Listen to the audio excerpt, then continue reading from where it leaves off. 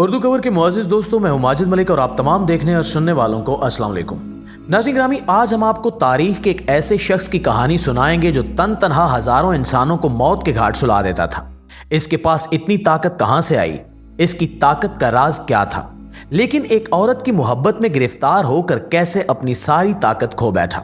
اس عورت نے کیسے اسے محبت کے جال میں قید کر کے اس کی طاقت کا راز اگلوا لیا؟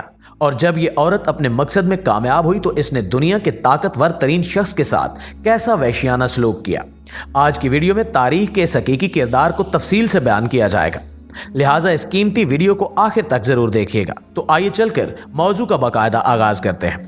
ناظرین گرامی، حضرت موسیٰ علیہ السلام کے اس دنیا سے پردہ فرمانے کے بعد قوم بنی اسرائیل میں دھیرے دھیرے سرکشی، بدفعلی اور بت پرستی ایک بار پھر سے عام ہونے لگی۔ اس لیے اللہ نے سزا کے طور پر قوم عمالقہ کو بنی اسرائیل پر مسلط کر دیا۔ اس قوم نے بنی اسرائیل پر حملہ کر دیا اور ان کے شہر اور ان کے علاقے چھین کر ان پر قبضہ کر لیا اور ان کے لوگوں کو گرفتار کر کے ان پر طرح طرح کے مظالم کرنے لگے۔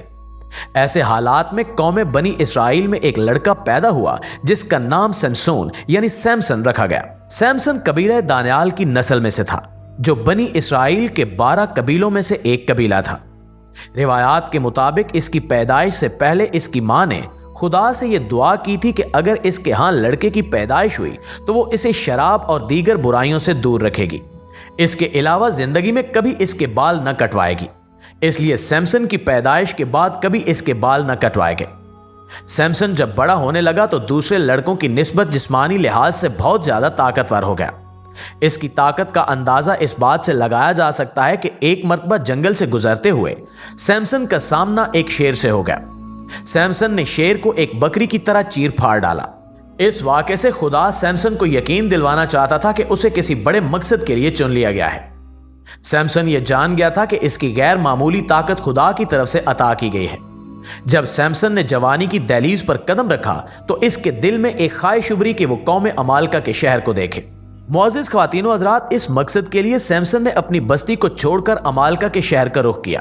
وہاں سیمسن کی ملاقات تہمینہ نامی ایک لڑکی سے ہوئی اور یہ دونوں آپس میں محبت کرنے لگے۔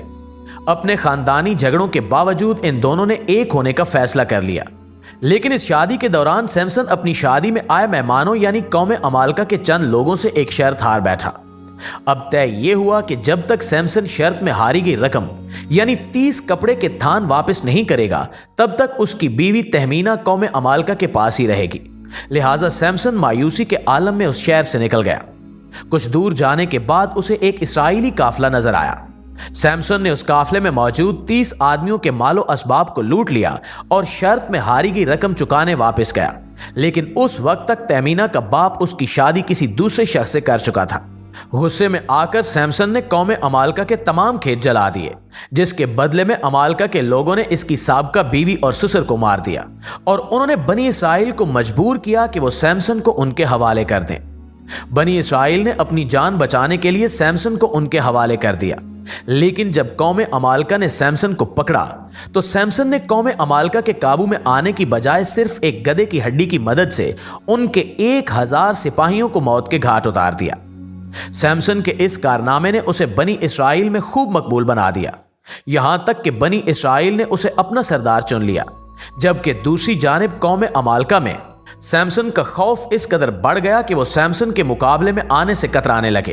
ان کی غلامی میں رہنے والی قوم یعنی بنی اسرائیل اب سیمسن کے بلبوتے پر عمالقہ سے جنگ کے خواب دیکھنے لگی۔ پیارے ساتھیوں، اس وجہ سے قوم عمالقہ کا سکھ چین غارت ہو گیا اور وہ دن رات سیمسن کے خلاف سازشیں کرنے لگے۔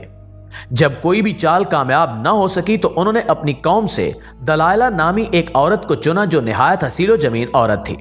اسے سیمسن کی طاقت کا راز جاننے کی ذمہ داری سونپی گئی۔ بدلے میں عمالقہ کے تمام سرداروں نے اسے 1100 چاندی کے سکے دینے کا وعدہ کیا۔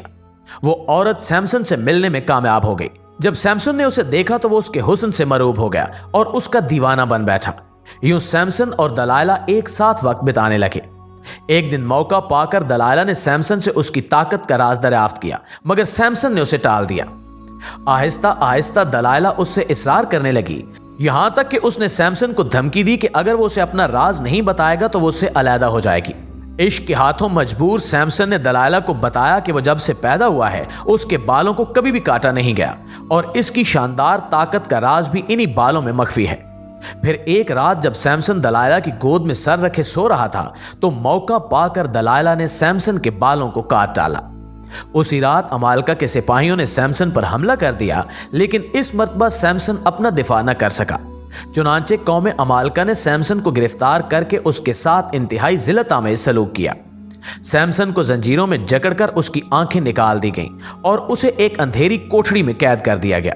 इस काम के बदले में दलाइला को खूब मालो दौलत से नवाजा गया। सैमसन पर फतह पाने की खुशी में कौम अमालका ने एक तकरीब का ऐलान किया। कौम अमालका का अकीदा था कि उनके देवता देजून ने सैमसन पर जीत दी थी, इसलिए वो अपने देवता के मंदिर में जीत का जश्न मनाने इकट्ठे हुए। अगले दिन तमाम लोग उस जगह जमा थे।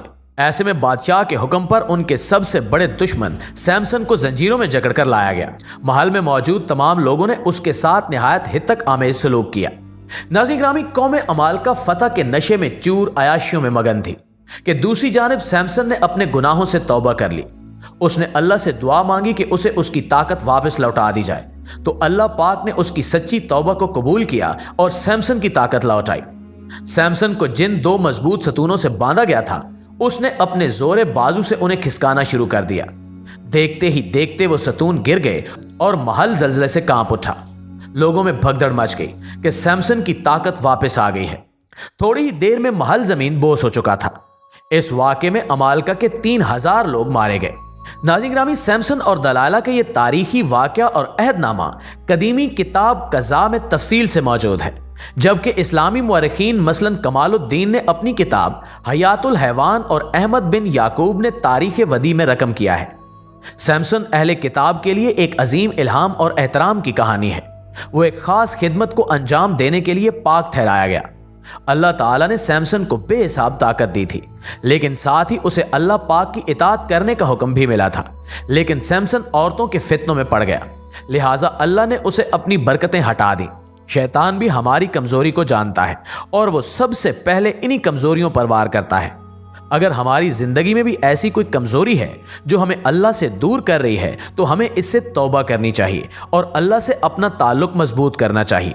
ये कमजोरी किसी भी शक्ल में हो सकती है, जिसमें पैसा, औरत, मोबाइल, टीवी, नशा, घमंड, लालच या इस तरह की बहुत सी चीजें शामिल हैं। सैमसन की जिंदगी हमारे लिए एक सबक है कि हम अपनी कमजोरियों के गुलाम न बने और शैतान को अपनी जिंदगी में मौका न दें कि वो हम पर हावी हो सके। आमीन सुम्मा आमीन। जी तो प्यारे दोस्तों, ये थी हमारी आज की वीडियो कैसी लगी कमेंट करके हमें जरूर बताइएगा और इंशाल्लाह आपसे मुलाकात होती है अगली इंटरेस्टिंग, एंटरटेनिंग और मालूमाती वीडियो में। तब तक अपना ढेर सारा ख्याल रखिएगा। अल्लाह निगहबान।